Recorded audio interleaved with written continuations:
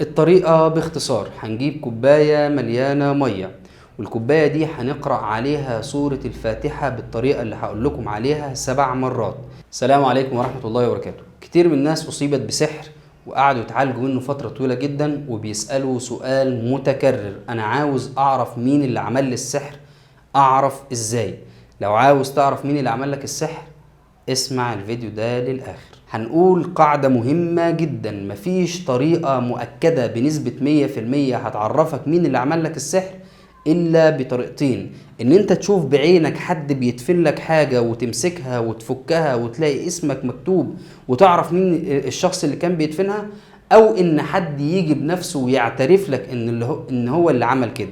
أما عن طريق حد من المعالجين سواء بالقرآن أو معاه خدمة من الجن، لازم نتأكد ان الجن بيكذب، وممكن يوقعك في مشكلة اكبر ان انت تتهم حد قريبك او صديقك او شريكك وتقع في اثم كبير. وربنا سبحانه وتعالى يقول: يا ايها الذين امنوا اجتنبوا كثيرا من الظن ان بعض الظن اثم. وربنا سبحانه وتعالى بيقول: يا أيها الذين آمنوا إن جاءكم فاسق بنبأ فتبينوا أن تصيبوا قوما بجهالة فتصبحوا على ما فعلتم نادمين. ولكن في طريقة مجربة احنا بنستخدمها مع بعض، ولكن ليست أكيدة. انت ممكن يكون عندك مجموعة من الأشخاص اللي تشكك فيهم، هي ممكن ترجح لك حد من هؤلاء. الطريقة باختصار، هنجيب كوباية مليانة مية، والكوباية دي هنقرأ عليها سورة الفاتحة بالطريقة اللي هقول لكم عليها 7 مرات.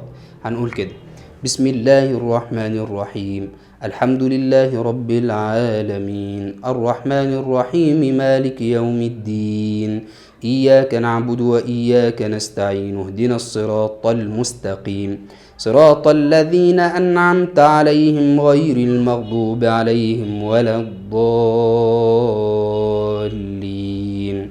زي ما قلت لحضراتكم، سورة الفاتحة 7 مرات. هنقرب المية من بقنا علشان ننفث في هذا الماء، وبعدين هنقرأ بداية سورة البقرة، آية الكرسي 7 مرات، خواتيم سورة البقرة 7 مرات، هنقرأ سورة الفلق 7 مرات، سورة الناس 7 مرات، وبعدين هنشرب المية دي وهننام.